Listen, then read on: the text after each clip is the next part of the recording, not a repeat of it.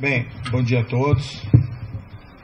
Quero cumprimentar aqui não só os jornalistas, o pessoal da imprensa, mas especialmente aqui o pessoal do Ministério da Justiça e Segurança Pública aqui presente.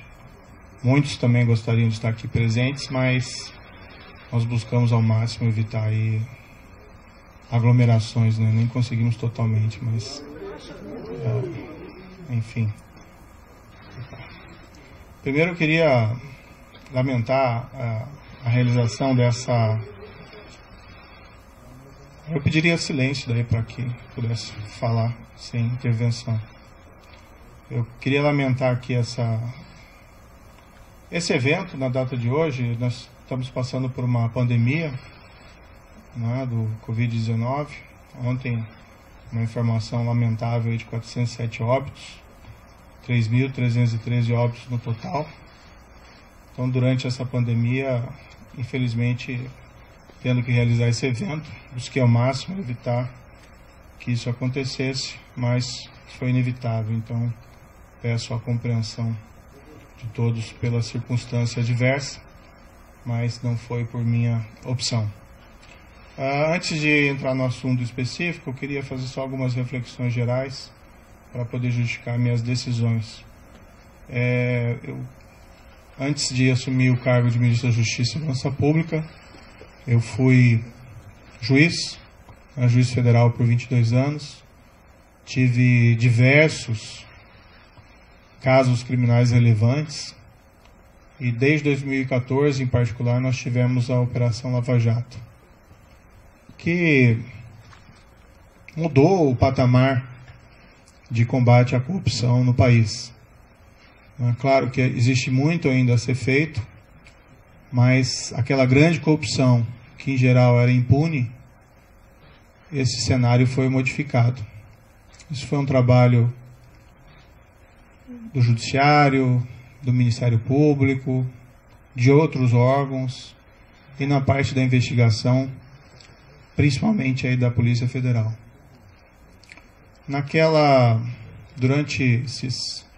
Desde 2014, né, na Lava Jato, a gente sempre tinha uma preocupação constante de uma interferência do Executivo nos trabalhos da investigação.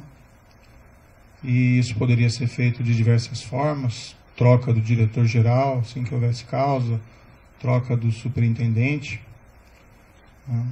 Tivemos, no início da Lava Jato, o superintendente Rosalvo Ferreira, que convidei aqui para o Ministério, fazendo um grande trabalho. Depois, foi sucedido pelo superintendente Valeixo, né, também nomeado diretor-geral da Polícia Federal, fazendo também um grande trabalho. Houve essa substituição, mas essa substituição na época foi pela aposentadoria, né, do Dr. Rosalvo. E, enfim, foi garantida a autonomia da Polícia Federal, né, durante esses trabalhos lá de investigação. É certo que o governo da época tinha inúmeros defeitos, né, aqueles crimes gigantescos de corrupção que aconteceram naquela época, mas foi fundamental a manutenção da autonomia da PF para que fosse possível realizar esse trabalho, seja de bom grado ou seja pela pressão da sociedade.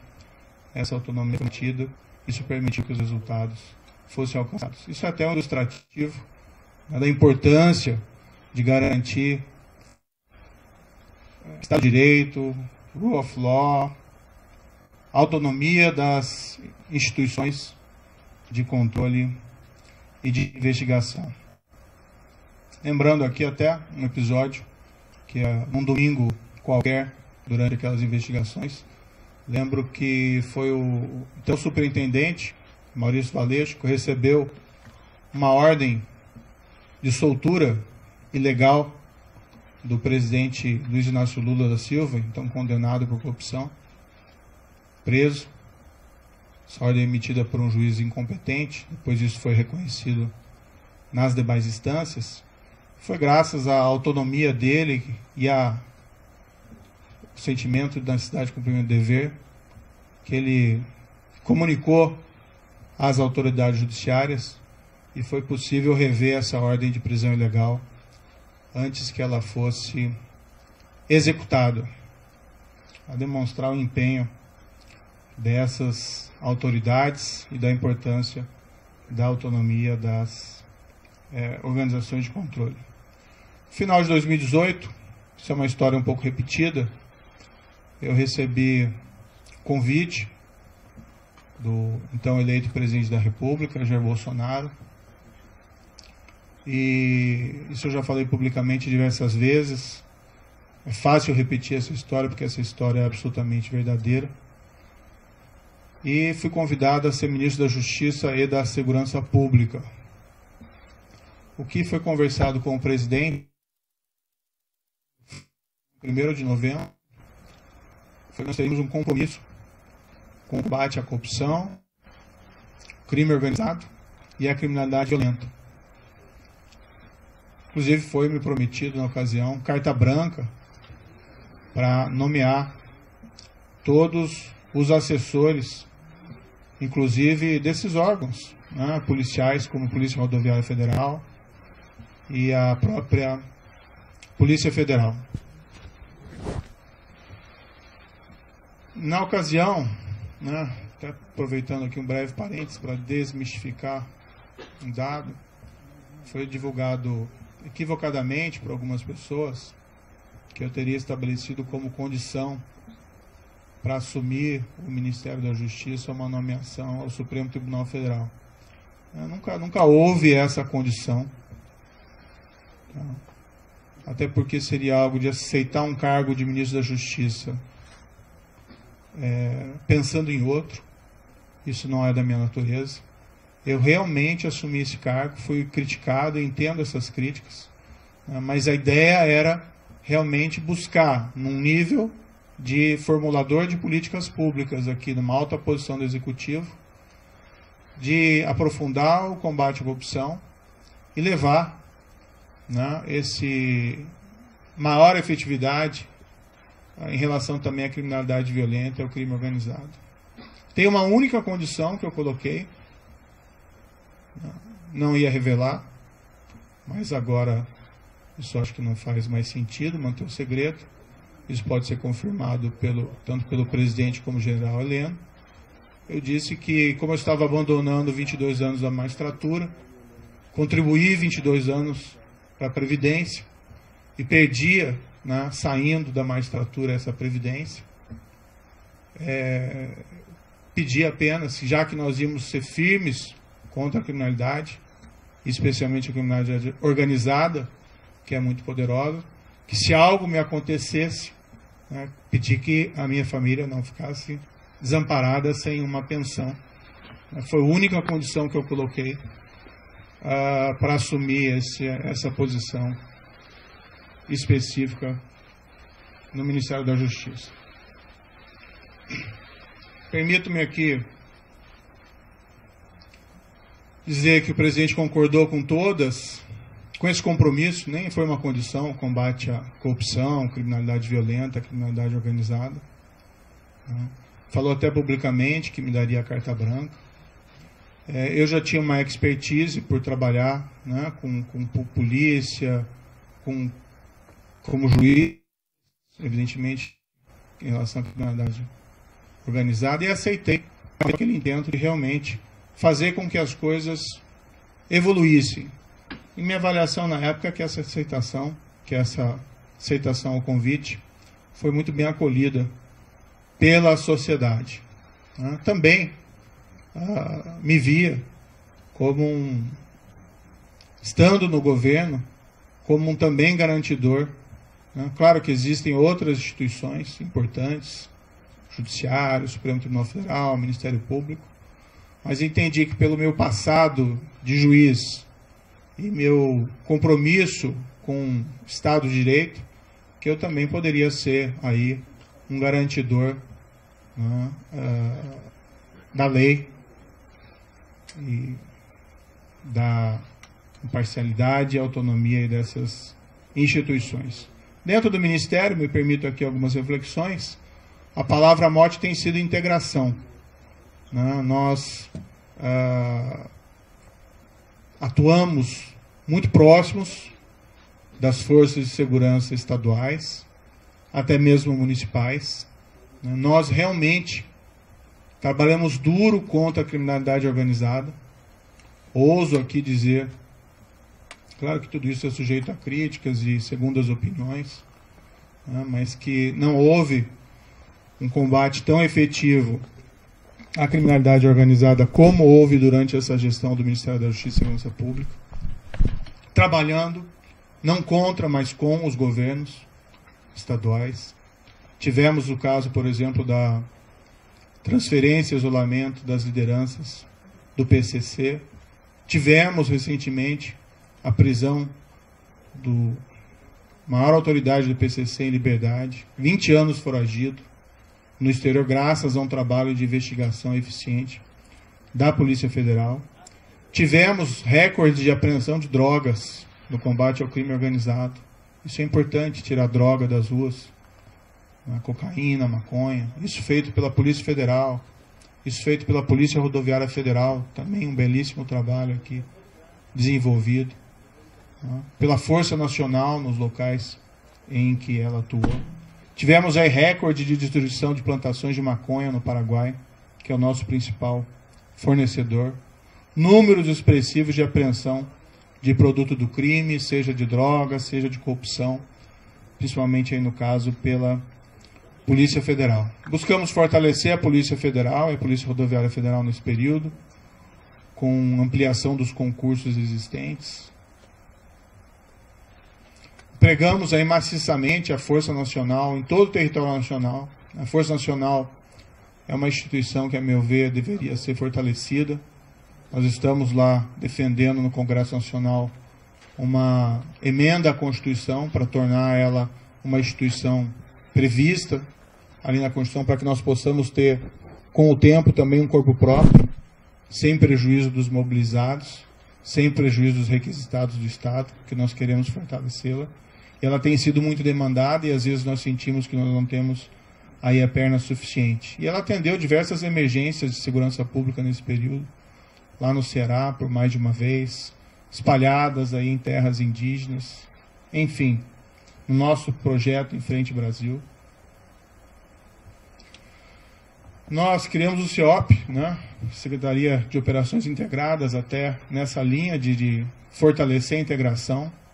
A CEOP desenvolveu um programa chamado Horus e Vigia, que é talvez um dos primeiros programas realmente efetivos aí para controle de fronteiras no nosso país, e trabalha em conjunto com as forças de segurança estaduais. Investimos em inteligência com os centros de fusão, estaremos trabalhando também em outras áreas. Várias outras áreas aqui do Ministério da Justiça também tiveram, a meu ver, um bom ganho de efetividade, área do consumidor, área de imigração, a Senajus, enfim, aqui é só um retrato, queria fazer algumas justificativas. No momento, o Ministério da Justiça está voltado principalmente ao enfrentamento da pandemia. Isso prejudicou um pouco os planos em curso, embora eles continuassem. Nós estamos cuidando principalmente de IPI, vacinação, de atenção às forças de segurança, de coordenação, de se preocupar com o Plano Nacional de Segurança. Enquanto o COAF esteve no Ministério da Justiça, e eu não pedi que o COAF viesse, mas foi proposto que ele fosse colocado no Instituto do Ministério da Justiça, nós os fortalecemos. Depois ele acabou sendo transferido para outros órgãos. Até onde tem presente a estrutura fortalecida se manteve. Acho que isso é muito positivo. Também é um órgão de inteligência importantíssimo, que nós devemos, inclusive, aumentar a sua estrutura e melhorar o seu funcionamento. Tivemos aí o projeto de lei anticrime, que foi a principal mudança legislativa durante o nosso período de gestão. Várias alterações, facilitação também de venda de drogas. O DPEM fez um trabalho também fantástico aqui no Ministério Público, também a Senad. Desculpe aqui um pouco cansativo todas essas reflexões. O projeto de lei anticrime poderia ter avanços maiores, infelizmente não foi aprovado em sua totalidade, mas ainda assim, na minha avaliação, ele representou um grande avanço. Eu lembro aqui, num dos primeiros projetos que nós fizemos no Ministério da Justiça, logo no início, foi uma campanha motivacional, né, para os servidores. E o tema era faça a coisa certa sempre. Então, esse sempre foi o mote, sempre foi a palavra, frase de ordem do Ministério da Justiça e da Segurança Pública. Faça a coisa certa, não importa as circunstâncias, arque com as consequências, isso faz parte. Acho que com tudo isso, nós conseguimos resultados expressivos, alguns deles eu já mencionei, como as questões de combate ao crime organizado, mas nós tivemos, aqui permito-me dizer, uma redução expressiva da criminalidade, né, em 2019. Tudo bem, já tinha uma queda em 2018, mas em 2019 nós tivemos uma queda em percentuais sem precedentes históricos, né, menos 19% de assassinatos.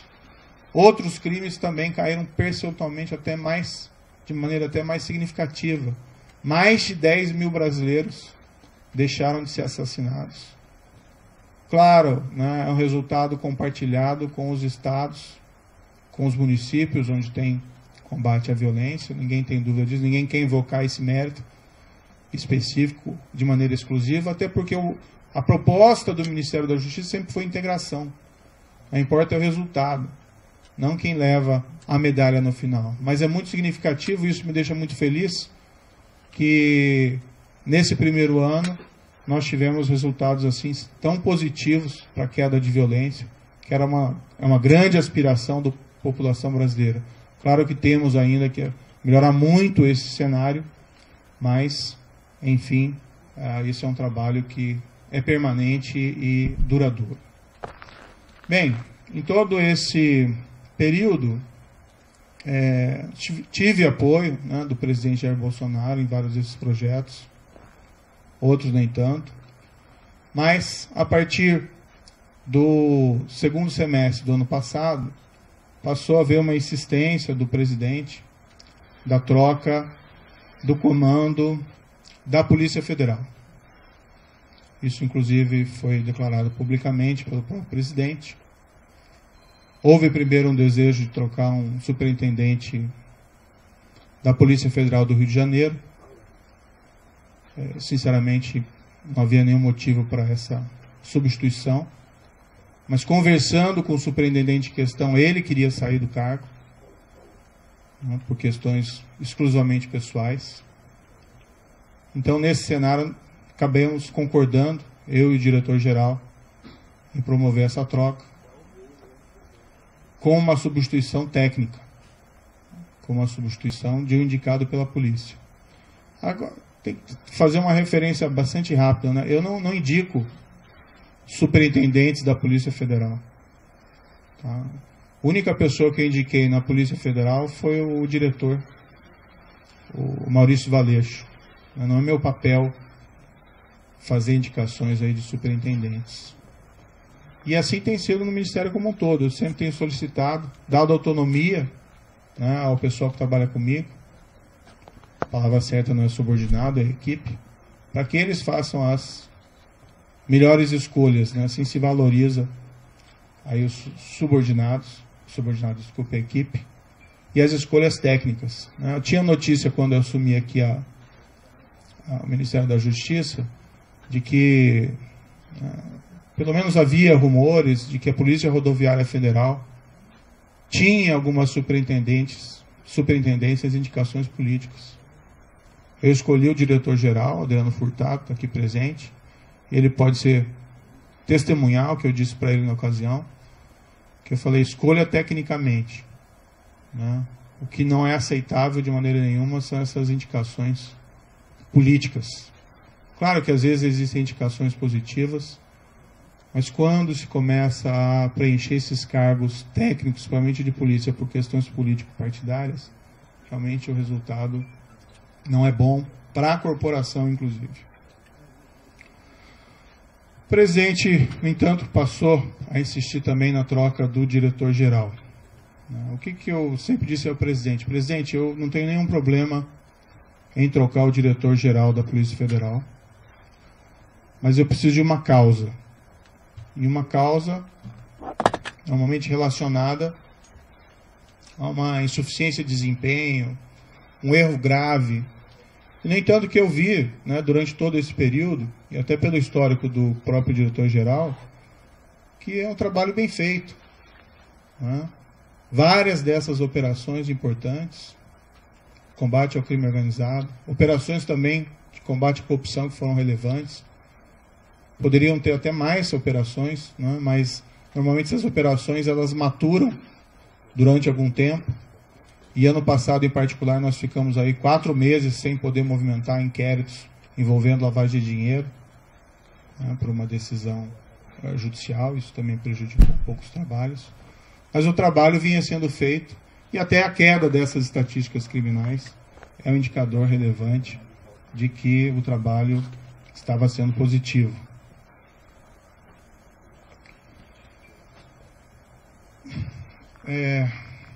Não é uma questão do nome. Né? Tem outros bons nomes para assumir o cargo de diretor da Polícia Federal. Né? Há outros delegados igualmente competentes. O grande problema de realizar essa troca, primeiro, haveria uma violação de uma promessa que me foi feita inicialmente, que eu teria carta branca. Em segundo lugar, não haveria uma causa para essa substituição. E estaria claro que estaria havendo ali uma interferência política na Polícia Federal, o que gera um abalo na credibilidade. Não minha, mas minha também, mas também do governo, desse compromisso maior que nós temos que ter com a lei, com o rule of law, e ia ter impacto também, na minha opinião, na própria efetividade da Polícia Federal. Ia gerar uma desorganização. Não aconteceu durante a Lava Jato, a despeito de todos os problemas de corrupção dos governos anteriores.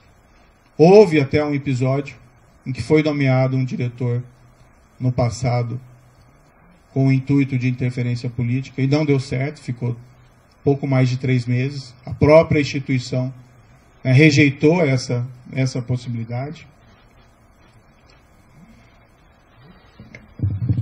E o problema é que nas conversas com o presidente, e isso ele me disse expressamente, que não é só a troca do diretor-geral. Né?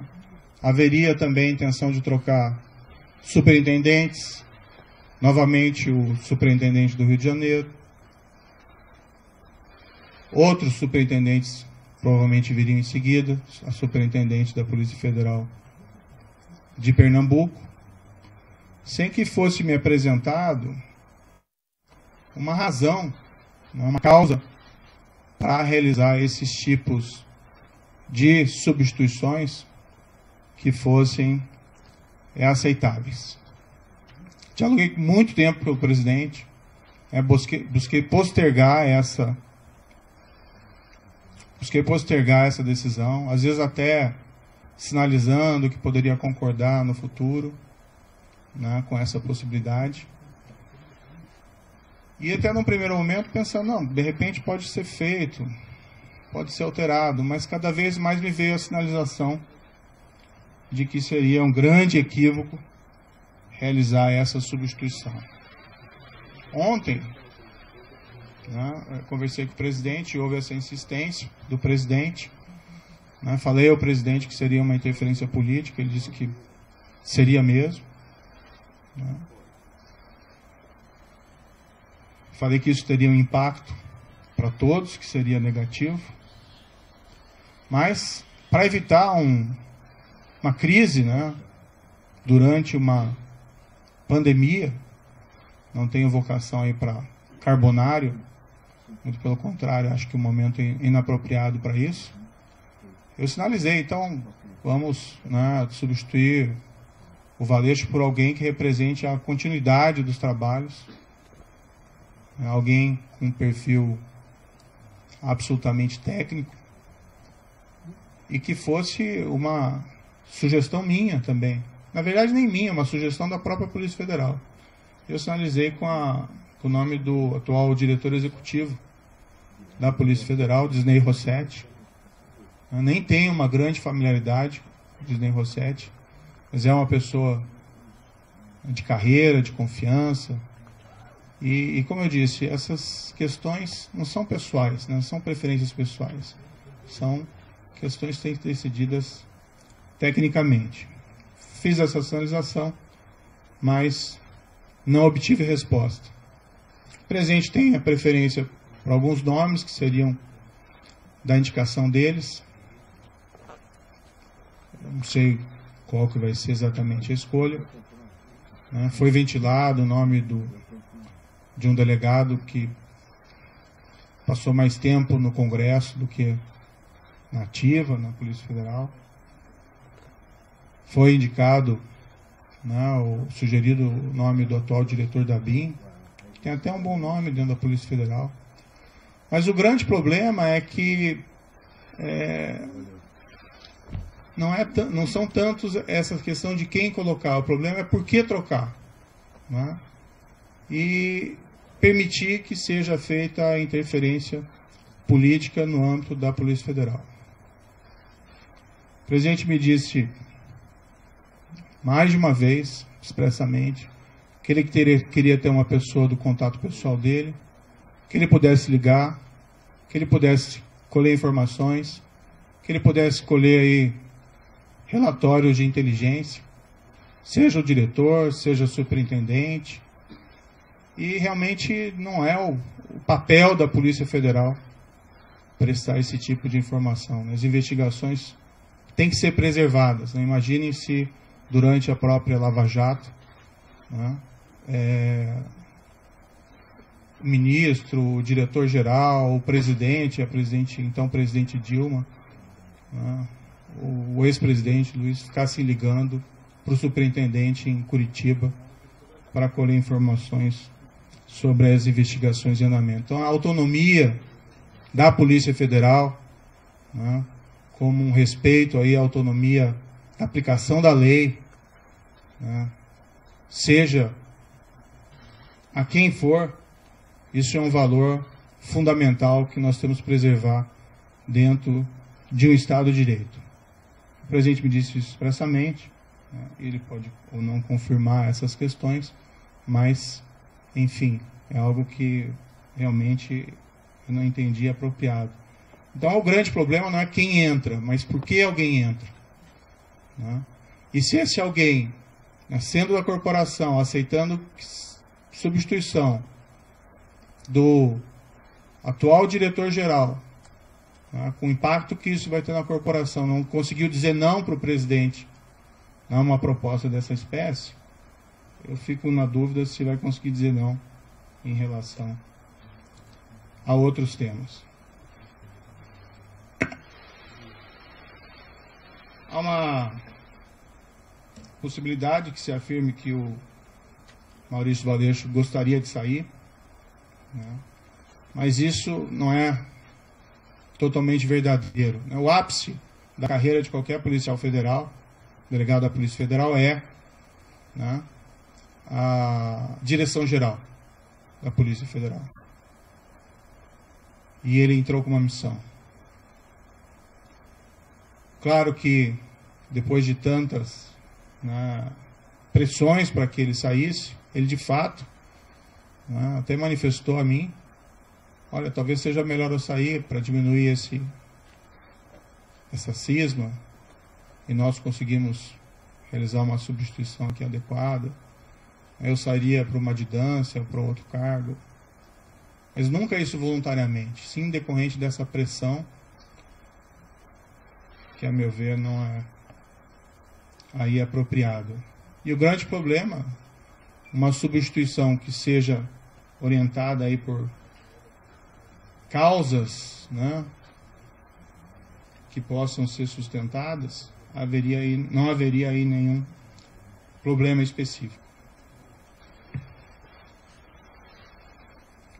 O presidente também me informou que tinha preocupação com inquéritos em curso no Supremo Tribunal Federal e que a troca também seria oportuna da Polícia Federal por esse motivo. Também não é uma razão que justifique a substituição, até algo que gera uma grande preocupação.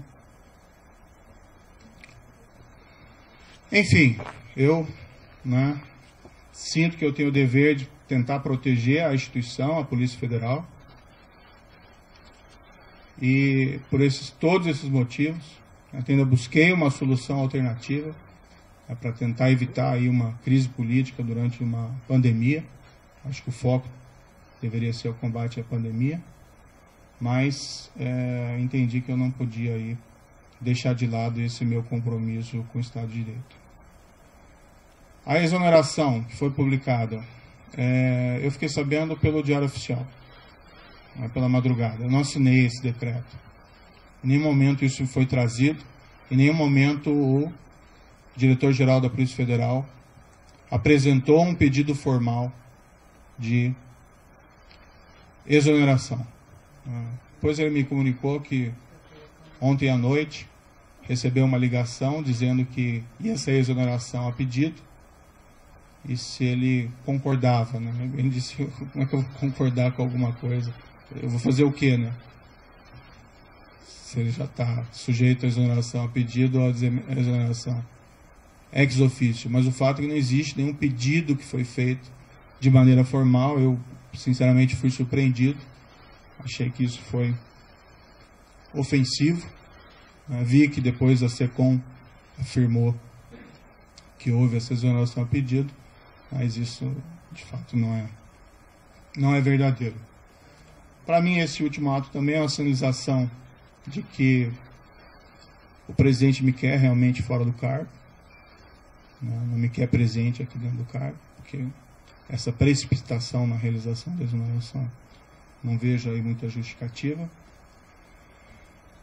Eu tenho até outras divergências, tive outras divergências com o presidente federal, com o presidente da República durante essa permanência aqui. Tive muitas convergências. Recebi apoio do presidente em diversas ocasiões importantes, assim como dei apoio ao presidente da República em várias circunstâncias.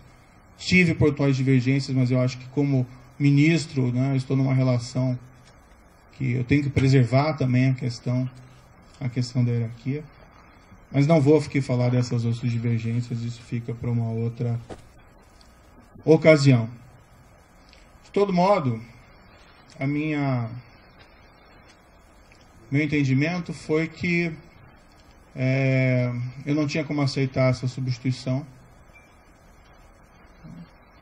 Há uma questão envolvida também da minha biografia como juiz, de respeito à lei, ao Estado de Direito, à impessoalidade, né, no trato das coisas com o governo. E eu vivenciei isso durante a Lava Jato.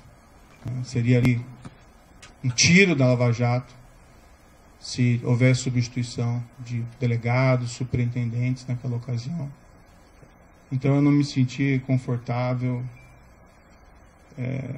Tenho que preservar, né, a minha biografia, mas acima de tudo eu tenho que preservar o compromisso, que foi o compromisso que eu assumi inicialmente com o próprio presidente, que nós seríamos aí firmes no combate à corrupção, crime organizado e criminalidade violenta.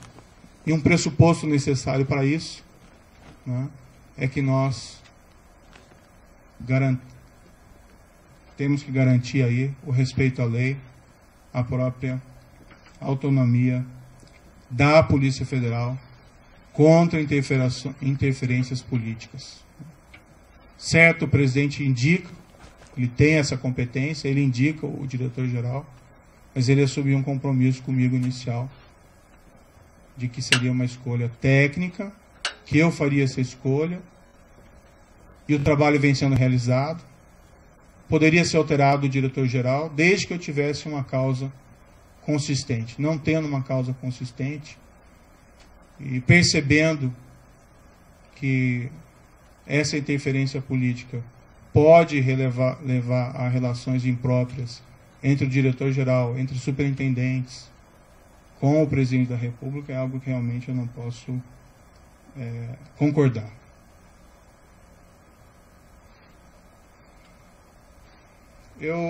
Um pouco sobre o futuro, né? De todo modo, eu agradeço ao presidente da República a nomeação que me foi feita lá atrás. Acho que nós tínhamos um compromisso e eu fui fiel a esse compromisso. Acho que estou sendo fiel a esse compromisso no momento em que eu me encontro aqui dentro do Ministério da Justiça. No futuro, né, eu vou começar a empacotar minhas coisas e vou providenciar aqui o meu encaminhamento da minha carta de demissão, né. Eu, infelizmente, não tenho como persistir com o compromisso que assumi, sem que eu tenha condições de trabalho, sem que eu tenha condições de preservar a autonomia da Polícia Federal para realizar os seus trabalhos, ou sendo forçado a sinalizar uma concordância com uma interferência política na Polícia Federal, cujos resultados são imprevisíveis. Espero que, independente da minha saída, seja feita a escolha